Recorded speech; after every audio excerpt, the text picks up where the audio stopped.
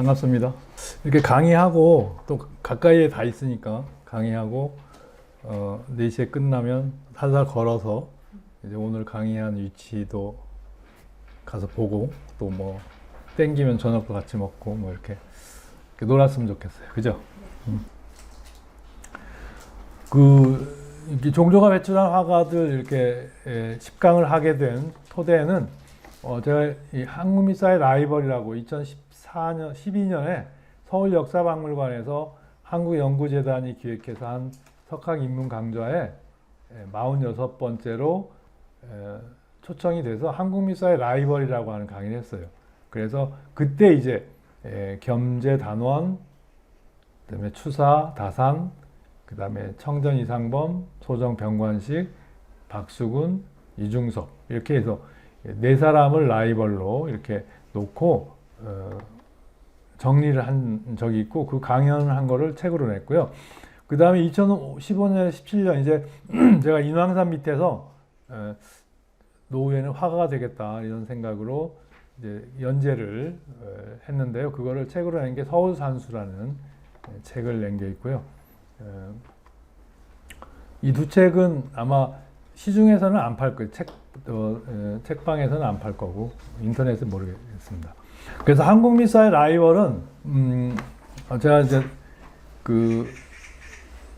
처음 시도한 것 중에 하나가 18세기에서 20세기 우리가 이제 미술 비평을 한다, 미술사를 한다, 현대 미술을 한다 이렇게 이제 미술 이론 관련해서 전공하시는 분들을 이렇게 보면 조선시대 이전 전공자들은 조선 이후는 거의 손을 안 대요.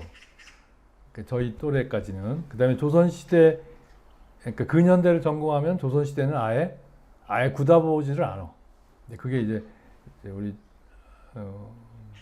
문학의 학계의 약점이기도 한데, 이제 과감하게 18세기, 19세기, 20세기를 이렇게 엮어봤어요. 그 다음에 두 번째는 이제 우리는 흔히 20세기 역사를 식민지로 시작이 돼서 20세기 역사를 20세기 이전과 이렇게 엮어서 생각을 잘 안 했어요. 이렇게 갈라서 생각을 했어요. 그죠? 우리가 이제 식민지가 되면서 나라가 이렇게 망했다고 하는 그런 생각만 했었는데 또 이어보니까 또 이어져요. 그래서 우리가 이제 욕할 건 욕하고 그 다음에 이제 이을 건 잊고 뭐 그런 생각으로 해봤더니 이렇게 되더라고요. 그래서 이거를 이제 2014년에 새창 출판사라는 출판사에서 책을 냈는데 이 한국연구재단이 제 바로 직전까지는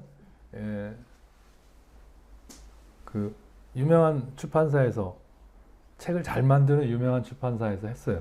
근데 저는 책 운이 없어. 한 30권 냈는데 거의 대부분 절판 상태고. 근데 김홍도와 정선, 정약용과 김정희. 특히 정약용과 김정희는 서로 대립 관계로 놓지 않아요. 김정희는 바로 대립 관계로 놓을 만큼 학문적 위치가 없기 때문에 그래서 되게 정약용은 연암 박지원하고 되게 대립을 시키는데 학문적으로 문학적으로 그런데 회화적으로도 정약용을 평가할 수 있겠다 싶어서 이제 김정희를 대립으로 해놓고 이상범, 병관식, 박수근, 이중섭 이렇게 했고 여기서 이제 6개 테마를 꺼내서 제가 이제 학문사 절정이라고 하는 정년퇴임 강의를 했고 그 다음에 그걸 가지고 전시로 노아랑에서 전시로 이제 끌어냈죠. 그래서 그때 이제 강의했던 제 메모인데요. 회화, 음악, 시, 춤 다 마찬가지겠는데 서로 보완하는 관계, 감성과 이성. 제가 감성과 오성으로 이제 이 테마를 설명했더니 철학자들이 뭐라고 하더라고요. 철학 전공자들이. 그래서 감성은 이성하고 이렇게 대립인가 봐요. 어쨌든 그래서 그 아름다움을 공유하는 방식으로 오성과 감성이 이제 사람이 갖고 있는 저 눈의 모습으로 감성과 오성을 했고 오른쪽으로 가면 인문학 쪽, 왼쪽으로 가면 뭐 예술 쪽으로 이제 했는데 이거는 이제 지금 보는 위치로 보면 그렇지만 제 눈으로 보면 왼쪽이 인문학이고 오른쪽이 예술 쪽이에요. 이고 그래서 즐기고 느끼고 그 다음에 이제 좀 더 주관적이고 개인의 직관이 표출이 되고 그 다음에 오성은 이제 사회 관습과 객관이고 안다라고 하는 그런 개념으로 이제 정리를 했죠. 그리고 좀 더 이제 이지적인 사람하고 감성적인 사람하고를 이제 대립을 시킨 거예요. 그러다 보니까 겸재정선하고 18세기에 겸재정선하고 단원기몽도하고 대립이 되더라고요. 겸재정선은 느낌, 감성을 강조한 화가고 단원기몽도는 눈으로 본 대로의 대상을 굉장히 사실적으로 그린 사람이에요. 좀 이지적인 그런 형식을 완성한 화가죠. 그 다음에 이제 추사 김정희는 잘 알다시피 이제 주관적이고 개성이 강한 그 감성을 글씨로 이렇게 표현한 추사체를 완성한 서화가고 다산 정약용은 사상가 문인이지만 그림에 대한 관심도 컸고 그림도 제법 잘 그렸어요. 그래서 정약용은 사상 자체가 목민심서를 강조했듯이 사실적인 회화를 중요시했고 추사 김정희는 사의 마음을 강조하는 그런 감성적인 글씨를 강조했고 이렇게 대립돼 있죠. 거기에 이제 그림도 병관식은 좀 더 분방하고 이상범은 좀 더 그림은 분방하지만 삶과 그림의 구성은 차분한 그것이 이제 또 이중섭의 약간 이렇게 광기를 쏟아낸 그런 모습의 차분한 박수근 이렇게 해서 이제 대립을 시켰죠. 그래서 그렇게 해서 이제 라이벌로 이렇게 해놓고 5강제에 가서 종합 강의를 할 때 제가 백자 다랑아리와 김한기를 마지막 라이벌로 했네요. 18세기와 20세기를 마지막 라이벌로 해놨는데 이 덕분에 제가 요새 먹고 살아요. 조선시대만 하고 청전 소정까지만 제가 강의하고 다녔으면 지금 굶어 죽지는 않겠지만 하여튼 좀 힘들었을 것 같아요. 근데 다행히 김한기까지 이제 제 생각을 이렇게 내리는 바람에 요새는 요청 강의는 거의 70~80%가 김한기, 다랑아리와 김한기 그러면 다 좋아요. 그래서 이제 이렇게 6점 가지고 전시를 기획했어요. 이게 다 이 6점이 400억이에요. 그 겸재정선의 박연폭포, 다랑아리, 김홍도의 호랑이, 그 다음에 박수근의 소녀, 이중섭의 목사꽃에 앉은 흰 비둘기, 그 다음에 이제 김한기 이렇게 해서 6점 400억으로 전시해서 대박이 났네요. 공부의 중심은 조선 후기 회화에 우리 땅 그림, 그 다음에 초상화를 중심으로 해서 글을 쓰고 했네요. 그래서 저는 이제 그런 조선 후기 그림을 눈 그림과 마음 그림, 눈을 강조한 눈으로 보인 대로 대상을 표현하는 그림을 눈 그림. 그 다음에 느낌, 마음이라는 건 좀 어려워요, 그죠? 마음이 뭐냐? 그래서 우린 동양의 정신을 강조한 형태로 마음을 정리하지만 거기에 비해서 서양 사람들은 이 마음을 머리로 생각으로 봐요, 그죠? 뇌 혹은 인식론으로 이렇게 보는 것 같아요.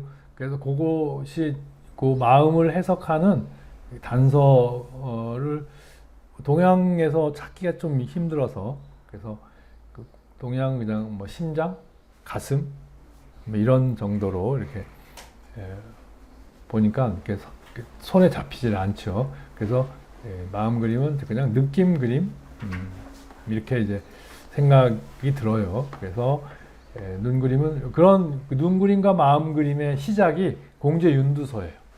공제윤두서. 그래서 공제윤두서에서 시작이 돼서 윤두서는 풍속화를 그렸고 조영석에 이어서 풍속화를 그렸고 또 윤두서는 지도를 그렸어요. 조선 지도.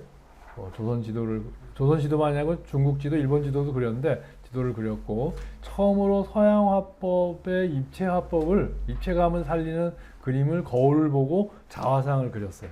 그리고 동시에 오른쪽에 있는 그림도 윤두서 그림이에요. 윤두서는 바로 이제 남종산수의 사의적인 그림. 그러니까 관념적인 산수 그림도 즐겨 그렸던 거죠. 이렇게 해서 그 영향이 이제 저 추사의 세한도로 이어져요. 겸재정선, 거기 능호관 이인상, 그 다음에 표암 강세왕, 그 다음에 추사 김정희, 소치화련 이런 화가들로 이렇게 이어지게 되죠. 그 아래 이제 바로 이제 장승업, 오원 장승업이 조선 마지막 화원이면서 바로 이제 사실적인 그림과 사의적인 그림, 마음 그림과 사실 그림을 통합한 화원으로 자리를 잡게 되죠. 이런 장승업이 나오게 한 배경은 윤두서의 영향으로 김두량, 그 다음에 김홍도 바로 이제 장승업으로 가는 거죠. 이런 그 눈그림과 마음 그림을 우리 땅을 그릴 때 두 가지의 그 양상을 보여요. 하나는 오른쪽은 지금까지 이제 강세왕, 송도 기행첩은 강세왕 그림이라고 알려졌는데 제가 보니까 이번에 이걸 송도 기행첩을 뒤져보니까 강세왕이 그린 증거가 없네요. 이런 망할.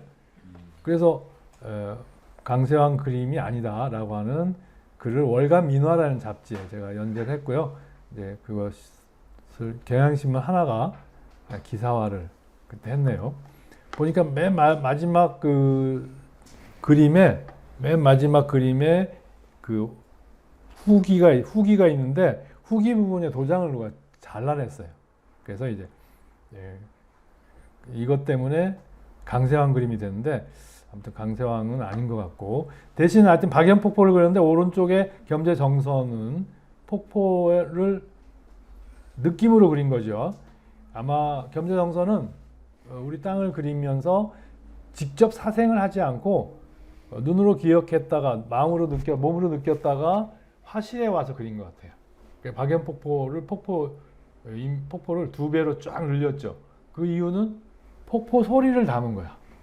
그게 이제 마음 그림의 시작이죠.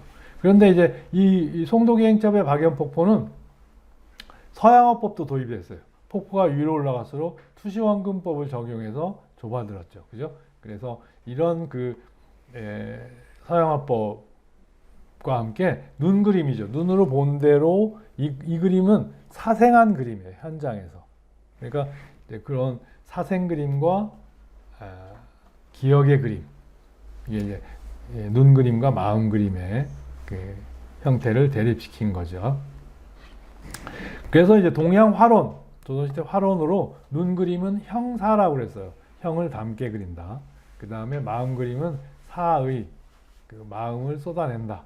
이런 뜻이에요. 그래서 윤두서의 자화상, 윤두서의 산수화, 그 다음에 김홍도의 호랑이, 그 다음에 이제 우리 유명한 김정희의 세한도.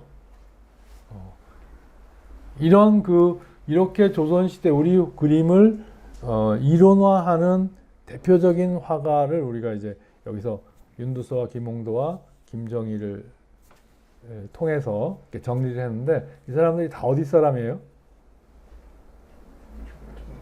네? 종로 사람이에요. 그죠? 종로 사람. 잊으시면 안 돼요. 이거를 이 전통 회화론 형사와 사의, 눈 그림과 마음 그림을 현대와 함께 섞어서 봤어요. 그래서 이제 이거는 제가 이 원리를 제가 글로 쓴 적이 없는데 이게 누가 먼저 쓰면 먼저 쓴 놈이 임자네요. 그러니까 그래서 여기에 현대적인 개념의 머리 그림과 생각 그림이죠. thinking하고 몸 그림, feeling 혹은 intuition을 이렇게 십자로로 이렇게 해봤네요. 그랬더니 구성이 되네요. 눈 그림. 그래서 구상 쪽과 이제 마음 그림이 현대 쪽으로 가면 뭐가 돼요? 추상화가 돼요. 그죠? 정신을 그린 추상화가 돼요.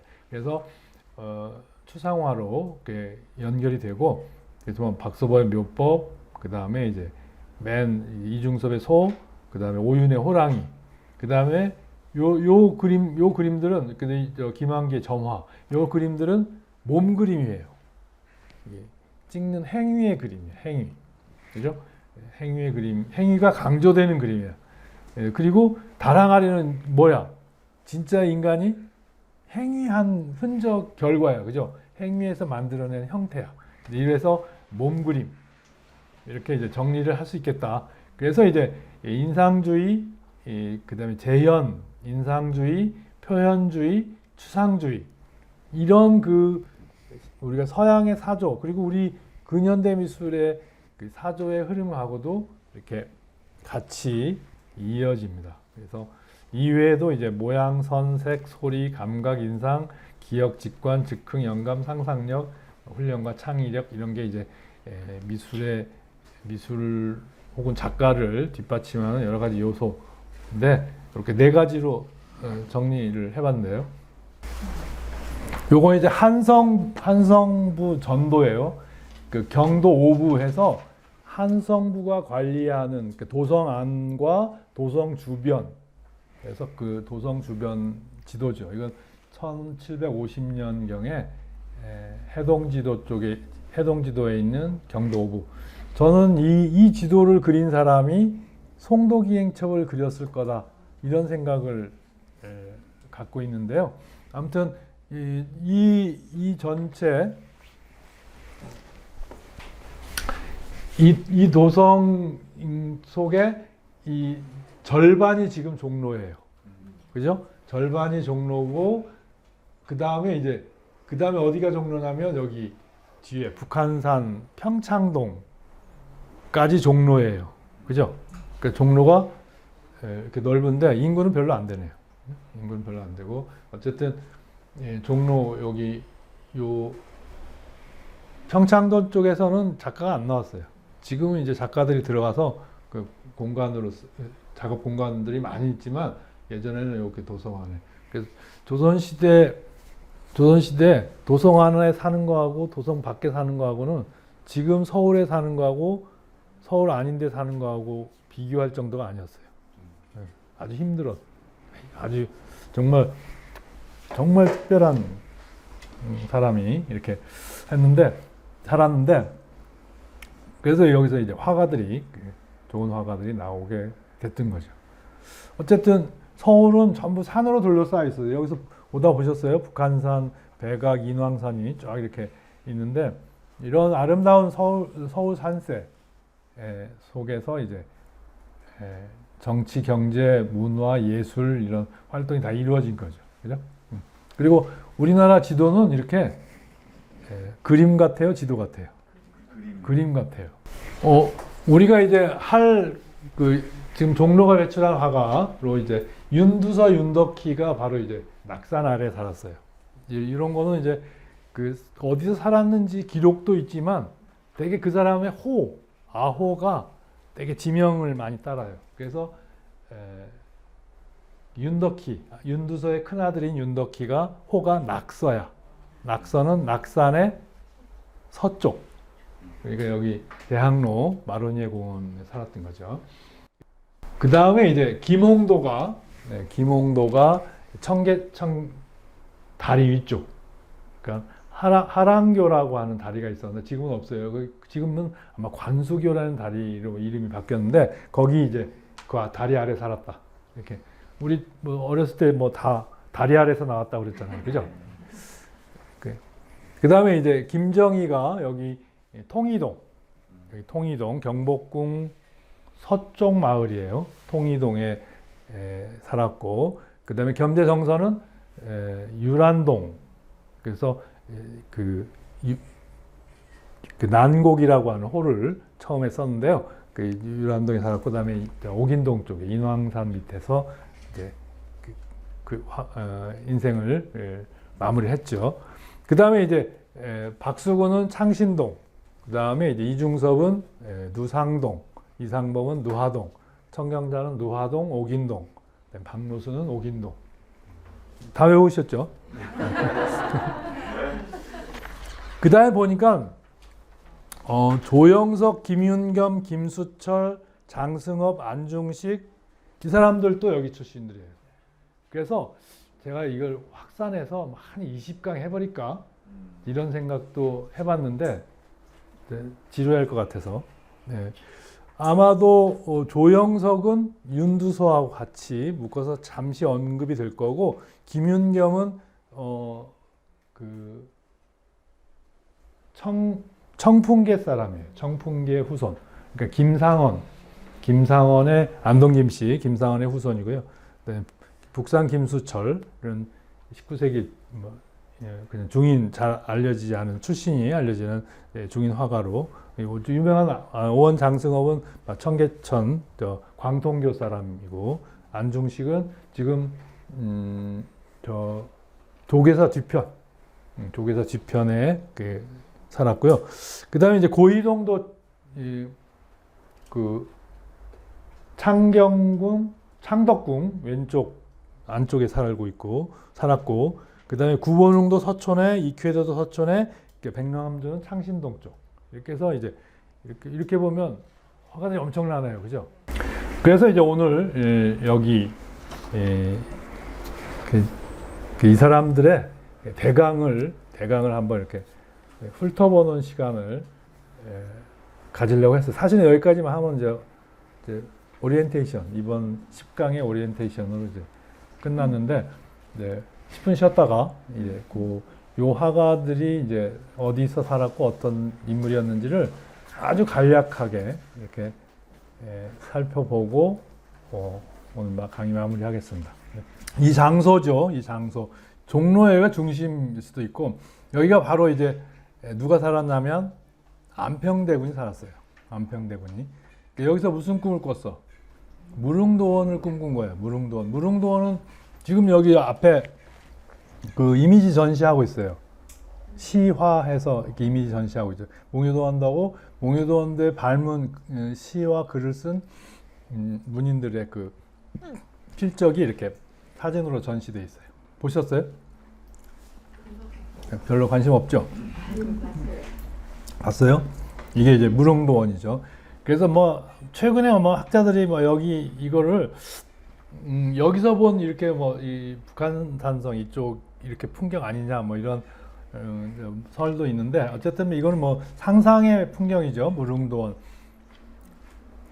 도연명이 이제 귀거래를 하고 그 어부 얘기를 빗대서 어부가 무릉도원에 들어갔다가 나왔는데 그 얘기를 듣고 다른 관료가 사또가 나도 가보자 하고 들어가려고 했는데 찾았어 못 찾았어? 못 찾았어요. 그 험준한 저쪽 이쪽이 이제 복사꽃이 핀 무릉도원이고 험준한 산세 그다음에 현실 세계 이렇게 해서 이제 그림이죠. 바로 여기 이제 몽유도원도 그리고 안평대군은 30밖에 안 된 왕자인데 당시 최고의 컬렉터였고 그다음에 이제 글씨를 잘 썼어요. 그래서 한국문화사에서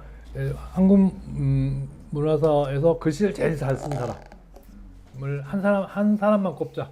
그러면 이제 대체로 안평대군을 꼽아요.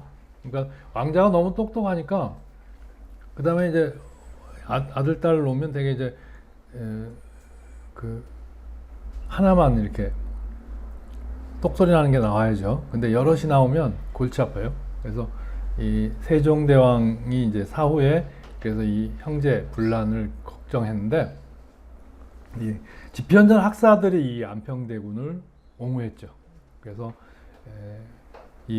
여러분들 저기 시 20명의 집현전 학사들의 시가 이렇게 그 발문 글이 쭉 있는데 거기 내용은 대체로 다 아부예요. 이 정치적인 입장이니까 다 아부죠. 안평이시여 그대가 조선을 뭘로? 무릉도원으로 만들어주라. 이런 내용이죠. 그래서 역시 그런 걸 미리 다 공부할 때 체크하고 인생 가는 길을 그런 걸 통해서 배웠어야 되는데 그건 별도로 놔뒀네요. 그죠? 그러니까 암을 잘했어야 되는데. 그 글씨 잘 썼죠? 단정하게 쓴 이 송설체라고 하는 조맹부체의 대가로 꼽히죠. 그러니까 이제 모든 집현전 학사들이 안평 수양대군보다는 안평을 더 높이 봤던 거죠. 근데 이제 워낙 이제 무력을 갖춘 수양대군의 힘에 이 집현전 학사들이 밀리죠. 그래서 지금 바로 이 위에 있어요. 이 바위 글씨. 들어가 볼 수 있나요? 예?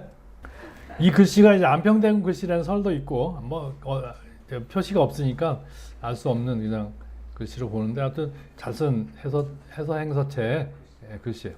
바로 여기는 일제시대 현진건이 살았고 그걸 누군가가 사서 이게 이제 문화재로 지정될 상황이 되니까 거기는 큰 은행나무와 이 500년 된 노고 호수들을 다 잘라버렸어요. 그리고 이제 개인 집, 개인 소유로 확 닫아버렸어요. 이걸 사실 열어야 되는데, 그죠? 저쪽이 이제 백악이죠. 여기 보이는 게 청와대 뒷산. 그 다음에 청와대 뒤에 가면 이제 개방돼서 가볼 수 있게 됐긴 하는데 아직 개방은 안 했어요. 여기는 아마 군사 시설을 철수하고 있는 것 같아요. 앞으로 개방이 되리라고 보는데 여기 이제 무릉도원의 폭포고 그 다음에 무릉도원의 도자는 뭐야? 복숭아꽃이에요. 복사꽃이 피는 동네, 아름다운 동네, 도화동천. 여기가 이제 지금 청와대 뒤 경비단 소속의 공간으로 그 계곡이 돼 있어서 거기에 개방이 안 됐었어요. 저도 이제 망원 렌즈 카메라를 갖고 몰래 철책 군부대 철책선 에다 길에서 사진 찍다가 걸려갖고 혼났어요. 아마 이 무릉폭포 이 사진은 그렇게 해서 찍은 걸 거예요. 도화동천은 안 보였어요. 도화꽃은 다 아시죠? 도화꽃은 이제 복사꽃에서 화사한 꽃이죠. 그래서 우리 옛날 할머니들이 그 손녀가 나왔을 때 사주를 봤는데 도화살이 꼈다 그러면 우미 인연 망했다 그랬죠. 큰일 났다. 근데 지금은 사주 8자에 다 도화살이 있으면 최고죠. 저도 대학 4학년 때 저도 이제 실기과를 나왔는데 회화과를 나왔는데 아까 보셨지만 그림을 그리다가 졸업하고 군대를 갔어요. 그러니까 인생이 좀 그렇잖아요. 이 한국 사회의 그 처절한 제가 그냥 화가 할 수도 있었는데 군대 가는 것이 이제 차단이 되잖아요. 그죠? 그 하던 일이 차단이 되는 거야. 그래서 그런 염려도 있고 막 그래서 사주를 보러 갔더니 도화살이 없네요. 그래요. 도화살이 없대요. 아씨 그래갖고 이게 내가 역시 술도 안 하고 이렇게 화가로 안 되겠다. 그래서 이제 그림 그리는 걸 포기하고 제대하면서 이 미술사학과로 이제 진학을 했네요. 아 참. 그래서 이제 아마 이 서울이 종로가 도화살과 함께 이렇게 연애살과 그 다음에 이렇게 남녀 애정살이 이렇게 풍부한 곳 같아요. 풍부한. 윤두서부터 그 윤두서가 이제 그 출발점이라고 그랬어요. 다음 주에 우리가 요 마로니에 공원, 요 마로니에 공원에 큰 마로니에 나무가 있어요. 마로니에 나무가 어떻게 되는지 모르시죠? 네, 제가 마로니에 나무 밑에서 만나요. 다음 주에 2시에. 지금 마로니에 열매가 열려갖고 밤처럼 생겼어요. 근데 겉은 이제 미끈미끈하지만 요게 마로니에요. 이게 마로니에 나무. 거기 이제 그 마로니에 공원 아래 바로 고산 윤선도 오우가 12가 있어요. 오우가 12. 여기서 만나면 돼요. 고산 윤선도 생가의 터 이렇게 됐어요. 바로 공제 윤두서가 이 고산 윤선도의 증손자예요. 증손자. 그 다음에 여기서부터 지금 현대빌딩까지 다 윤신의 땅이었던 것 같아요. 예, 그래서 뭐 윤두서 할 때 자세히 하기로 하고, 여기서부터 윤선도 집이 어디 있냐면 윤두서 집이 바로 명동성당 언덕에 있어요. 그래서 윤선도의 집터가 있는데 바로 공제 윤두서는 종애라고 하는 호를 가지고 있어서 종애, 바로 종애가 이 언덕이 이름이에요. 그래서 윤두서는 이제 대학로와 이제 명동 성당 언덕, 명동 언덕에 있었죠. 그 다음에 살았죠. 그 다음에 이제 윤두서가 또 이제 아까 대학로에 산 것은 큰 아들이 아까 호가 낙서였어요. 낙산의 서쪽 사람이다 이런 뜻이죠. 그래서 다음 주에 윤두서를 하기로 하고, 이제 다음 주에는 여기 대학로에서 명동 성당까지 이렇게 걷는 걸 해보겠습니다. 윤두서의 인생이죠. 그 서인 노론 계열이 집권하던 그런 18세기 전반 숙종 영조 때, 특히 숙종 때 사람이죠. 숙종 영조 때 남인 계열이었어요. 정권에서 정치적으로 소외된 세력이죠. 그래서 윤두서는 이렇게 대학로, 지금 대학로는 버스가 다니지만 저희 학교 다닐 때만 해도 개울이었어요. 개울. 그래서 거기 서울미대 있고 건너편에 서울법대 있고, 저는 서울대 안 나왔어요. 거기 이제 개울이 있고 그 개울 건너에 항림다방이 있고 거기 이제 막걸리 집들이 있고 이렇게 해서 대체로 거기서 술을 드시면 개울에 이제 떨어지고 뭐 그런 사례들이 있었죠. 이 공제 윤두서는 거울을 보고 자기 얼굴을 정밀하게 그리는 그런 서양화법을 쓰면서도 그런 실득하는 정신이 있었고요. 또 하나는 그 대학로 개울가에 낮잠 자는 장면, 성호 이 형제들하고 친구였어요. 남인 계열에. 남인 계열의 친구들하고 이제 여름이면 개 한 마리 푹 삶아 먹고 그 다음에 이제 낮잠 자는 거죠. 그래서 얼굴이 자화상이죠. 자화상하고 비슷하죠. 그래서 윤두서는 이렇게 낮잠 자는 자기 얼굴을, 인물화를 그릴 때 포즈를 상상해서 그린 게 아니고 머스마이를 불러서 모델을 취하고 그렸다는 거죠. 이게 이제 그래서 조선시대 후기 회화에 새로운 문을 연 거죠. 동시에 마음 그림의 문도 같이 열었다 거죠. 윤두서는 해남 노구당, 해남 그 고산 윤선도의 고택이죠. 여기 사람이고 집이 이름이 노구당이에요. 옥동이서, 성호 이계 형인 옥동이서가 쓴 노구당이라는 글씨인데, 이 글씨가 이제 조선적인 서체를 쓰자고 하는 주장이 나오는 시기예요. 그래서 이거를 좀 더 조선적인 서체로 완성한 사람이 원교 이광사 이런 서예가를 들지요. 해남에 있죠. 해남 사람이죠. 해남에 지금 최근에 핀 꽃무릇.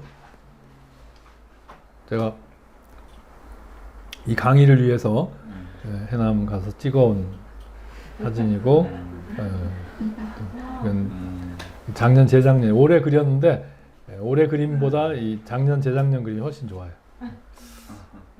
코로나 저는 코로나에 안 걸렸는데 지금 그래서 걱정이에요. 사실은 걱정이 더 커. 근데 엄청 돌아다녔어요. 저는 뭐 코로나 기간에 그래서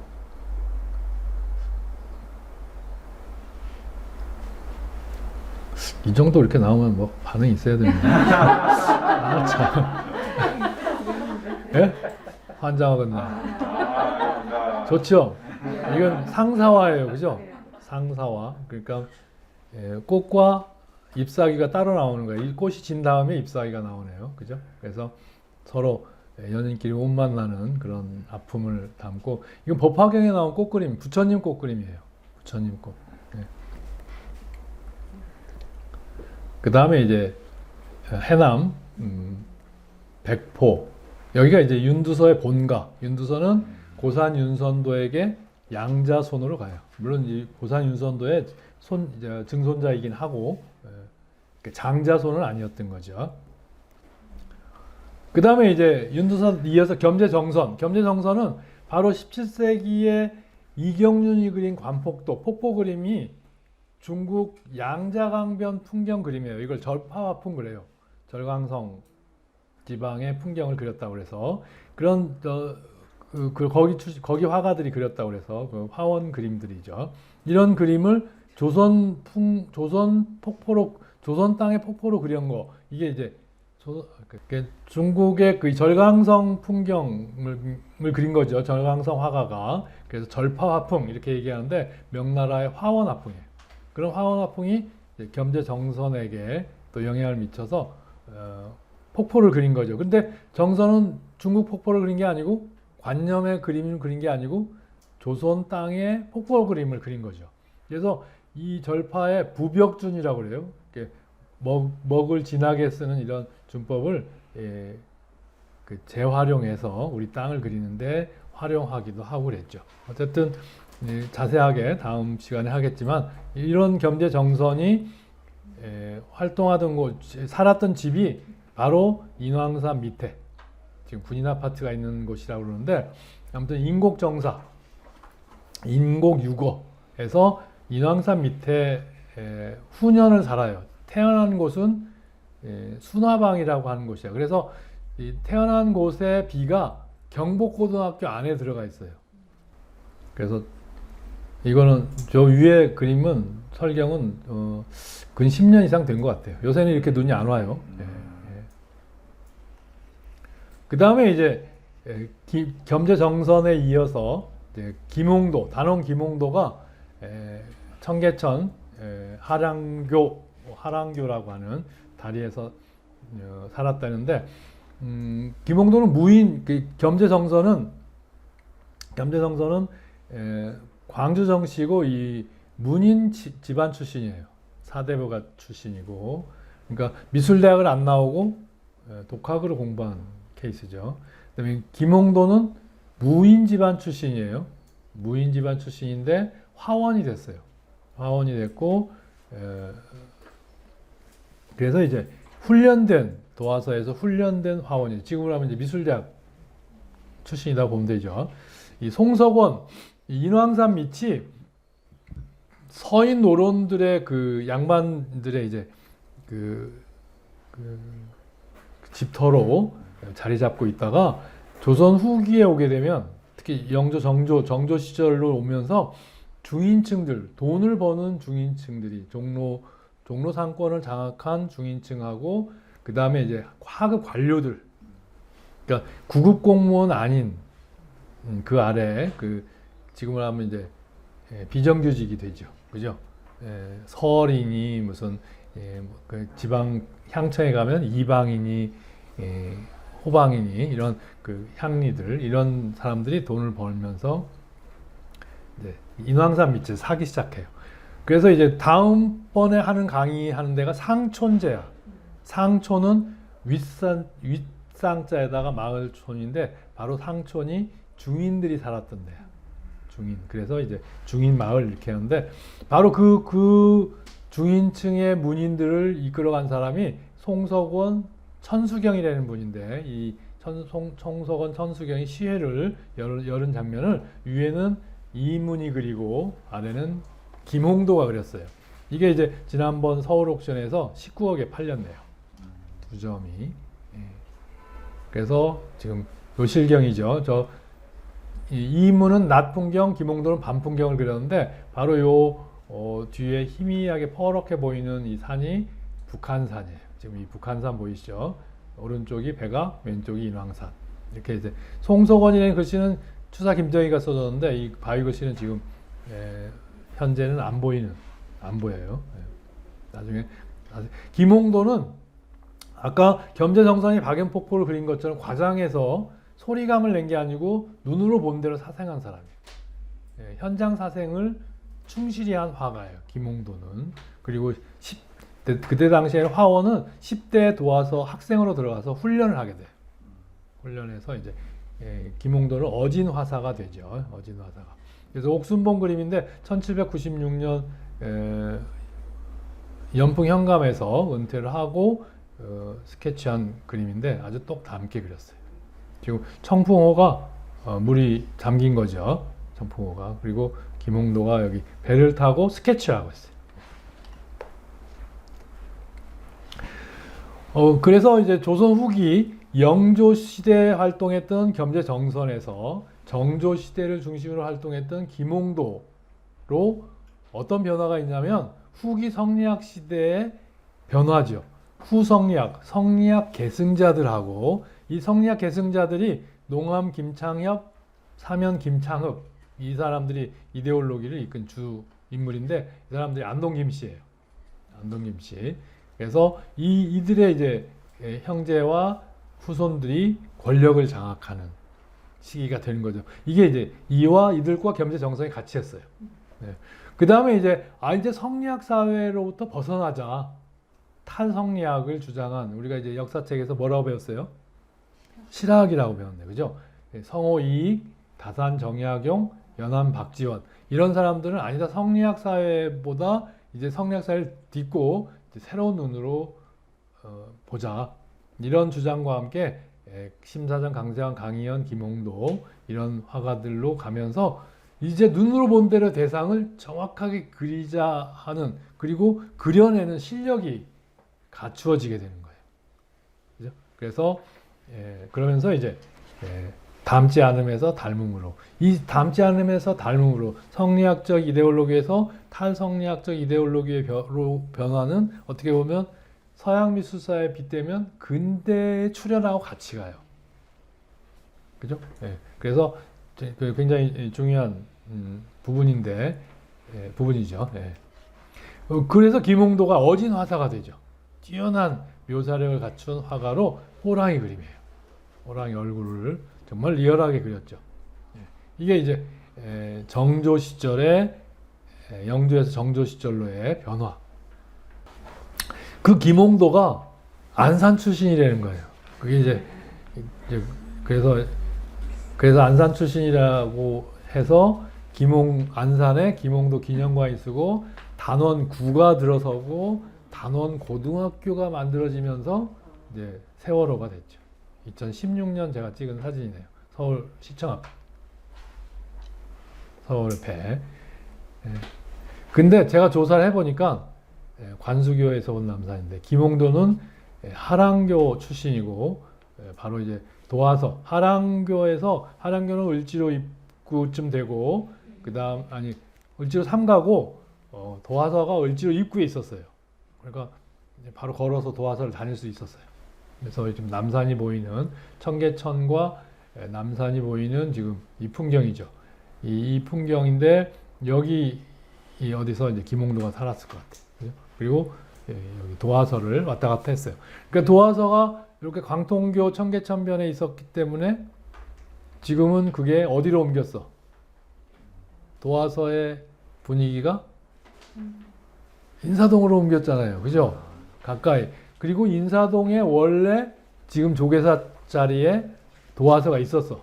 숙종 때까지 도화서가 있다가 숙종이 자기 딸한테 그 도화서 털을 주면서 별궁으로 주면서 도화서를 명동 입구로 옮긴 거예요. 그러니까 바로 이제 이 종로가 문화예술의 중심이 될 수가, 서화예술의 중심이 될 수밖에 없었어요. 혹시 예전에 광통교 서사라고 하는 전시가 서울 역사박물관에 있었는데 혹시 보신 분? 네. 보셨어요? 우와. 저하고 처음 보는 거예요?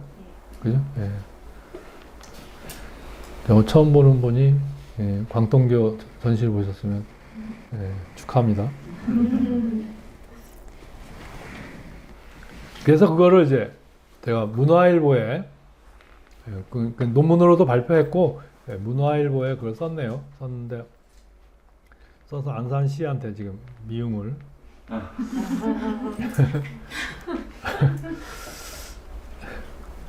그건 이제 예, 변형섭이라고 하는 이제 고대 교수로 은퇴했고 문화재 청장을 했죠.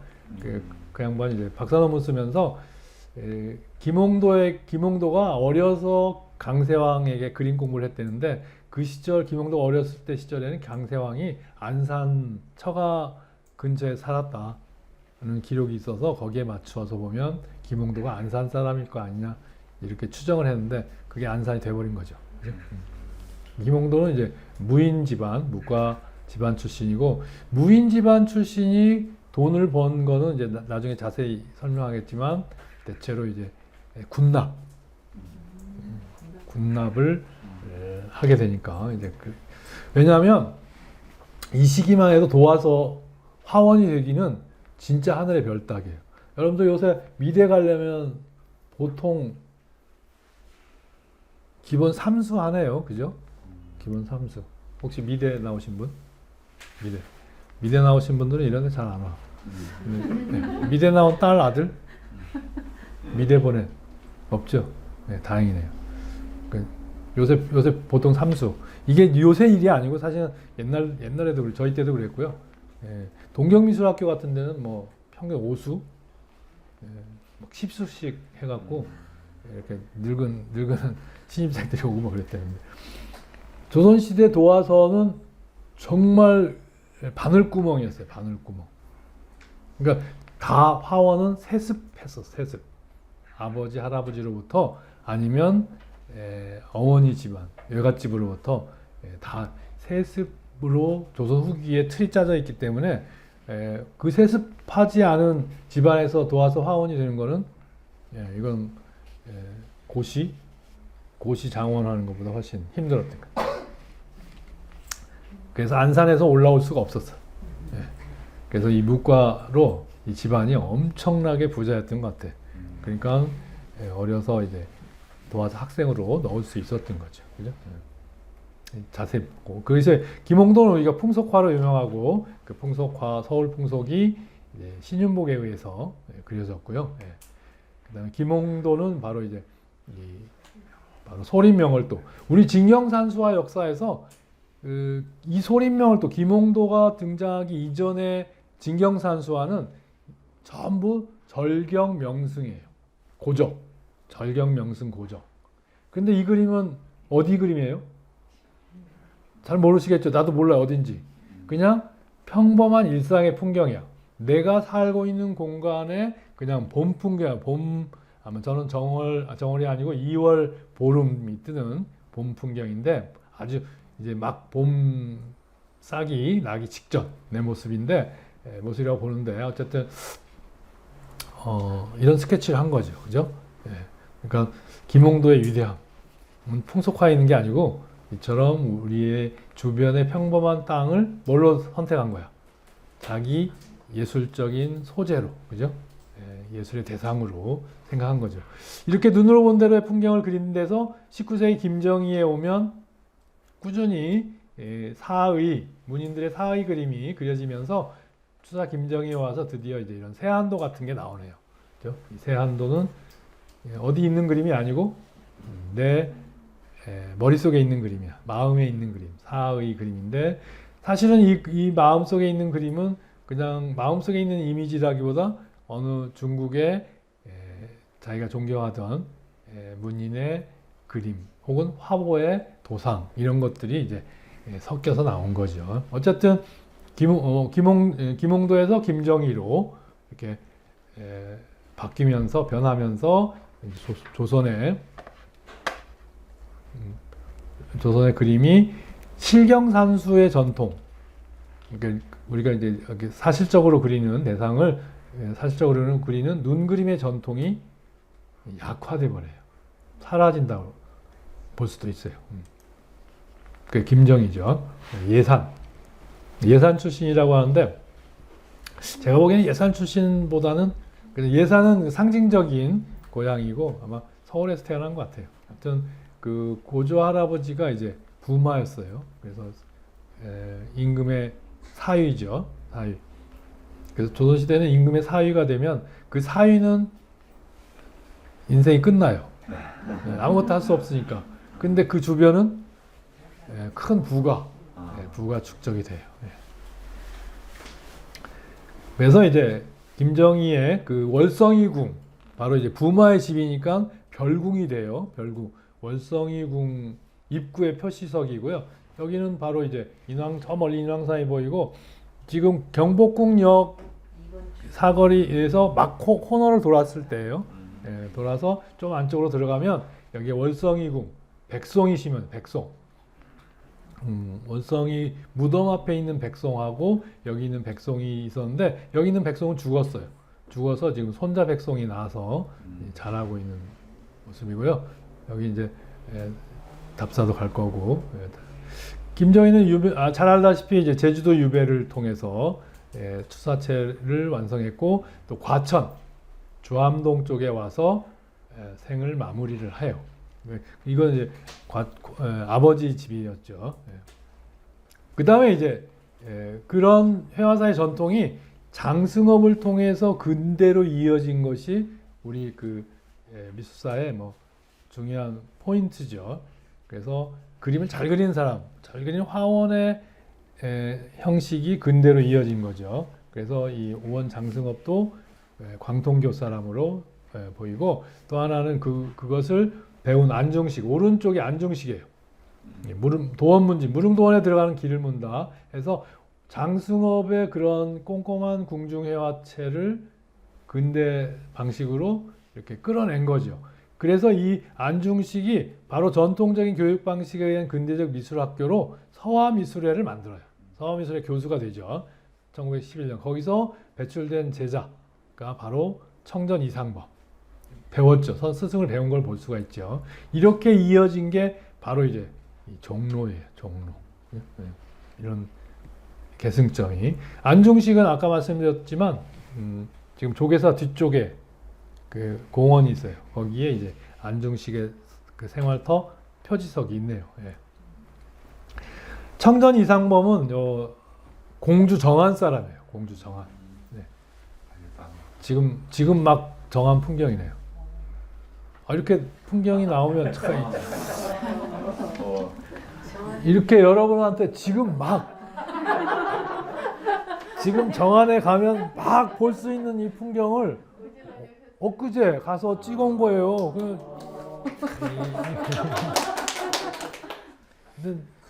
저보다 앨범이 좋아요. 예? 알밤. 무슨 알밤은 무슨 알밤 무슨 알밤 그 동만 들어 있지. 괜히 갔다 오고. 그래서 할 일이 없으니까 이제 뭐 성의껏 해드리는 건데. 바로 이제 그런 들판 언덕과 산세가 청전 이상범의 그림이에요.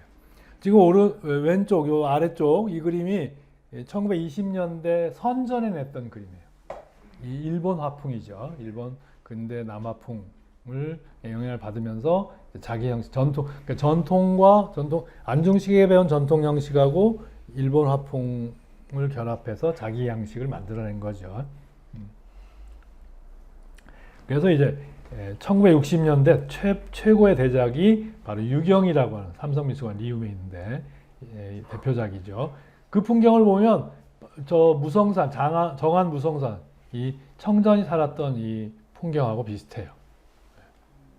그리고 거기서 본 공주 천태산하고도 비슷하고, 그 사이에 지금 이 하얀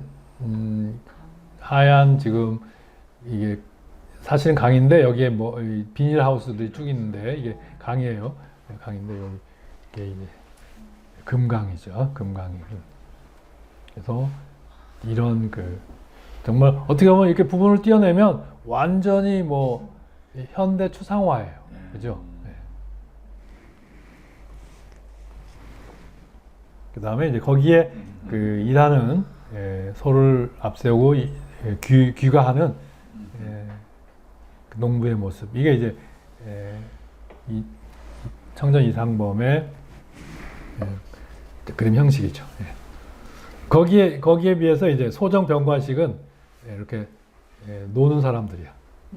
갓 쓰고 두루마기 입고 지팽이 짚고 좀 헐레벌떡 하는 것 같아요. 오른손하고 왼손이 같이 나가요. 그래서 청전 이상범과 소정 병관식은 이렇게 쌍벽이에요. 근데 병관식은 도성 밖에 나갔어요. 어디 성북동. 지금 도남산방, 지금 성신여대 아래 미아리곡의 오른쪽 올라가면서 오른쪽에 있어요. 청전은 꼭 이렇게 농부의 모습, 부창무순해요, 그죠? 역시 여자가 강력해. 노예를 끌고 가는.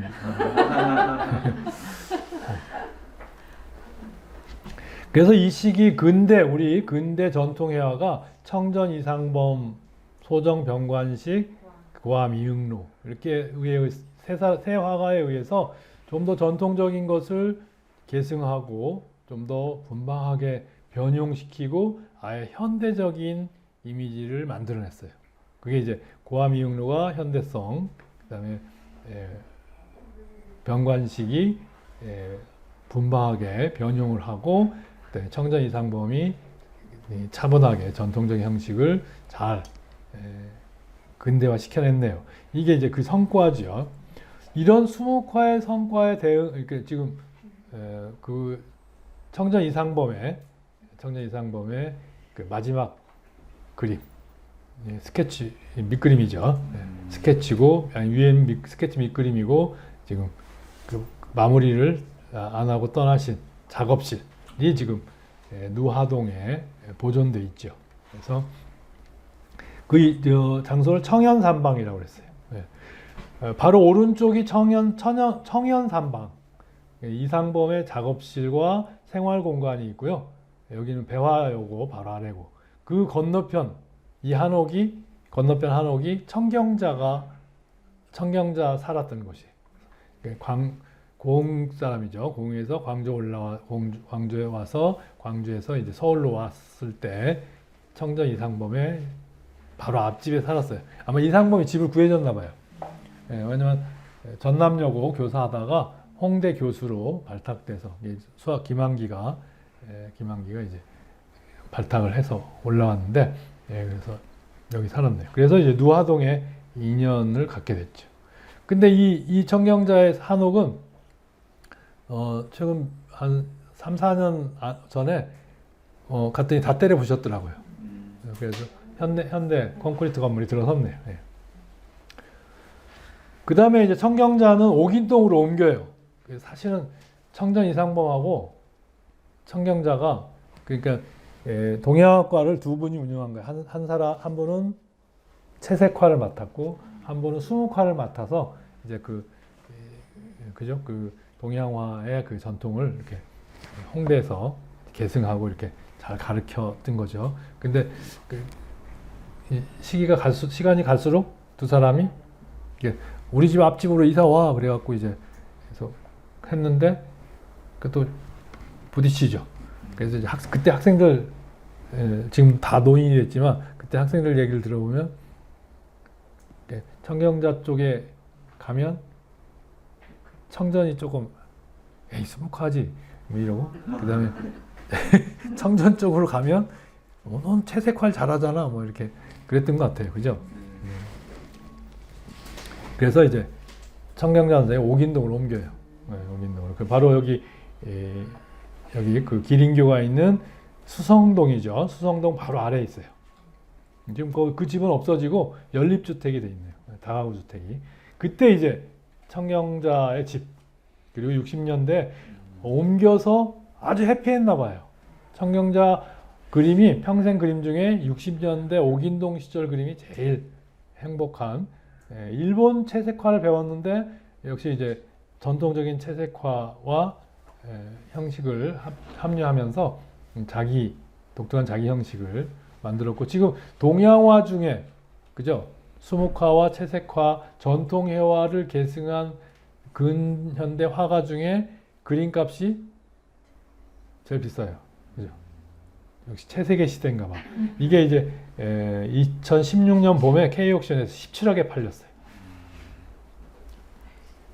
이 시절에 이제 청전 이상범 그림은 한 5, 6천만 원. 근데 지금은 그보다 더 싸졌어요. 뭐 물론 이제 대표작은 또 오르기도 하겠지만 어쨌든 그때 이제 20대 청경자, 그 다음에 이 1977년 전설의 22페이지를 그릴 때 50대 청경자, 그죠? 네. 거기에 뱀이 머리에 머리에 감은 모습으로 파라오나 혹은 뭐 이집트의 왕비, 막 여왕 뭐 이런 거, 수녀 뭐 이런 거하고 이런 이미지들을 자기 자화상 형태로 꾸준히 그려냈죠. 우리 아마 현대 미술사의 페미니즘 미술의 근원으로 아마 뭐 평가받을 수도 있을 것 같고, 그 다음에 이제 유일하게 이제 종로에 미술관이 들어선 게 남정 박노수네요, 그죠? 그래서 운을 잘 타고나야 돼.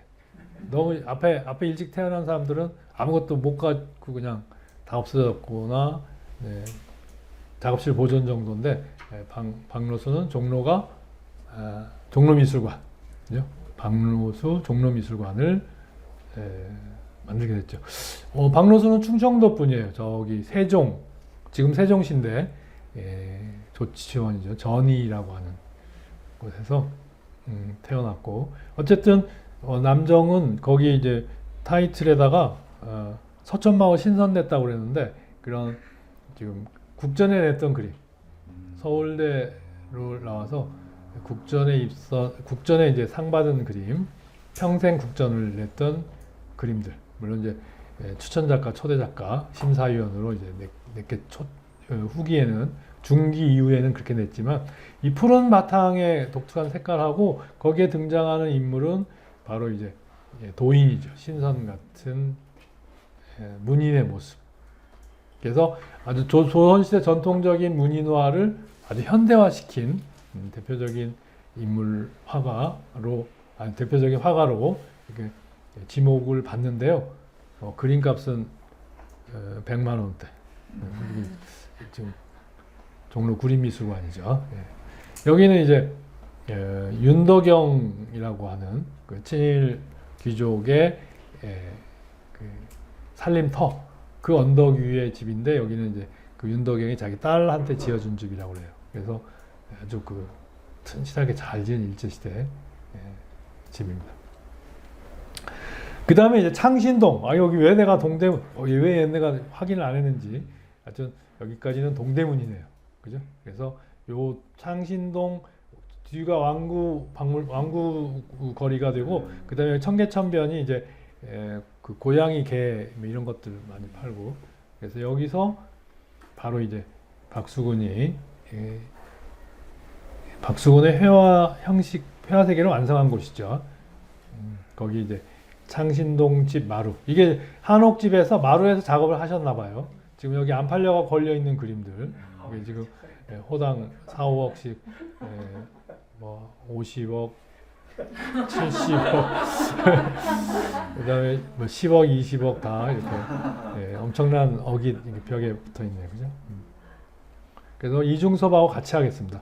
그래서 박수근하고 이중섭은 이미지도 다르죠. 아까 청전하고 소정의 이미지가 다른 것처럼 달라요. 그래서 소재도 박수근은 자기와 함께 이웃하는 사람들, 이중섭은 자기 내면의 것, 그리고 자기 가족을 중요시하게 그렸죠. 40의 이중섭, 그 다음에 50의 박수근. 이죠. 어떻게 보면 박수근은 뭐 어디 교장 선생님 같기도 하고, 그죠? 그 다음에 이중섭은 노숙자. 그래서 이제 그 표현, 소를 표현해서 비교가 되는데, 이 청계천변에 살았던 박수근은 이웃과 함께 이웃을 그리면서 소가 자기 모습이야, 그죠? 이렇게 하고 있고, 그 다음에 이중섭은 맺히는 소야, 막 공격적이죠, 그죠? 그래서 이제 흰 소를 그렸고, 이걸 이제 이 흰 소의 이 터치가 추사체하고 비슷해요. 이 터치들이 굵은 이 유화 붓터치들이 유화 그림의 그 맛을 낸 게 아니고 마치 추사 김정희가 추사체 쓰듯이 붓질을 한 거야. 지금 여기 추사체 중에 요게 이제 코끼리 상자예요. 그 코끼리 상자, 코끼리 코 보이시죠? 이 선맛이 이 소의 선맛하고 이렇게 이어지죠. 그죠? 그 이중섭이 이런 작업을 했던 누상동 집이에요. 누상동. 이 원산 출신의 정치열이라고 하는 그 고향 후배 집에서 작업실을 마련하고 작업을 했고, 이때 이제 이 작업실이에요. 지금 일제시대 건물 그 계단이 그냥 남아 있고 2층이 작업실인데 여기 딸이 살았다 하더라고요. 예. 여기서 옛날에는 남산이 보였어요. 지금은 이제 집이 들어서서 안 보이지만 이때 이제 미도파에서 개인전을 했고, 이게 이제 이 실패가 이중섭을 아프게 했죠. 어쨌든 그런 가운데 하여튼 이중섭, 박수근, 김한기가 3대 20세기 우리 한국 미술을 빛낸 3대 화가가 되죠. 그래서 이 세 점 가지고 제가 한국 미술 절정 전시를 했는데, 마침 보니까 이중섭은 평안도 청천강변을 끼고 살았던 들 사람이에요. 들. 근데 박수근은 양구 그 산 사람이에요. 강원도. 그리고 김한기는 저 신안 안좌, 저 서해안과 남해안 만나는 곳에 바다 사람이에요. 이게 서울 사람이 아닌 거야, 그죠? 그래서 한국의 자연을 태생적으로 갖고 태어나서 한국 현대회화의 형식을 완성했다. 저는 이런 생각이 들어요. 만약에 서울 사람들이었으면 이게 안 됐을 것 같아요. 그래서 이제 바로 그 종로에 또 윤동주가 그 아까 청경자 선생님 집 건너편인데요. 바로 윤동주의 하숙집이 있었고, 거기 윤동주 기념관이 들어서 있고, 이 서시와 함께 하늘과 바람과 별과 시 대표작인 이 시집 일제시대에는 이 표지 장정이 없었고 55년에 재판을 낼 때 김환기가 사파를 그렸어요. 그래서 이게 서로 상승 효과를 내서 이 윤동주의 이 시집이 지난번에 화봉 옥션인가 해서 5천만 원이 넘었어요. 여러분들 강의를 너무 열심히 들으셔서 팁을 하나 드릴게요. 집에 가서 아빠 엄마나 삼촌이 있던 그 옛날 시집, 그다음에 문학 잡지 이런데 김한기가 그린 표지 그림이 있는지. 그죠? 선수네요. 딱 맞췄네. 그 환기미술관이 원래 집은 성북동에 있었어요. 작업실이 성북동에 있었는데 왜 여기 부암동으로 환기미술관이 들어섰는지는 이유를 알 수 없는데, 아무튼 그 덕분에 뭐가 된 거야? 종로화가가 된 거야, 그렇죠? 그래서 이 김한기 강의는 하여튼 별도 강의로 진행을 해보겠습니다. 김한기는 이렇게 전통과 다랑아리를 예찬하면서 조선 항아리의 전통과 조선 전통의 문양들과 자기 현대적인 그림을 매칭을 시켰고, 그것을 가지고 뉴욕을 가서 추상미술로 가요. 뉴욕까지 60년대 중후반에 십자구도 시대 이런 채색 화가로서의 면모를, 추상 화가로서의 면모를 보여주고, 어렸을 때 치던 농악과 이 쪽보 보자기의 이런 색깔과, 특히 김한기는 요 농악을 잘했어요. 그래서 꽹과리를 엄청 잘 쳤대요. 그래서 저는 김한기의 이 점 찍는 행위는 이 꽹과리 치는 리듬이 아니면 저거 누가 찍고 있겠어요, 그죠? 10만 개의 점을 찍었대는데 여러분들 지금부터 10만 개의 점을 캔버스에 찍는다고 생각해봐요. 그거 할 일이에요, 그죠? 그래서 그 점을 이렇게 찍어서 하여튼 지금 한국 미술사의 최고의 그림값을 갖고 있는 화가 된 거죠. 이우주라고 하는 홍콩 크리스티에서 이우주라는 두 그림이 132억에 팔렸고, 그래서 저는 아까 한국미사의 라이벌에서 백자 다랑아리하고 김한기를 라이벌로 났잖아요. 그죠? 저도 천재예요. 그죠? 이렇게 뜨기 10년 전에, 그죠? 10년 전에 이제 예견을 한 거야. 그때 다랑아리도 하나 사고 김한기도 하나 사놓을 건데 돈이 없어갖고, 그죠? 네. 그래서 이렇게 지금 국내에서는 백자대호가 31억에 서울 옥션에 팔린 게 하나 있고, 그 다음에 고요라는 그림이 65억 5천에 팔린 게 하나 있습니다. 이렇게 해서 하여튼 우리 그 종로가 가진 미술 자산이 엄청나다. 마치겠습니다. 감사합니다.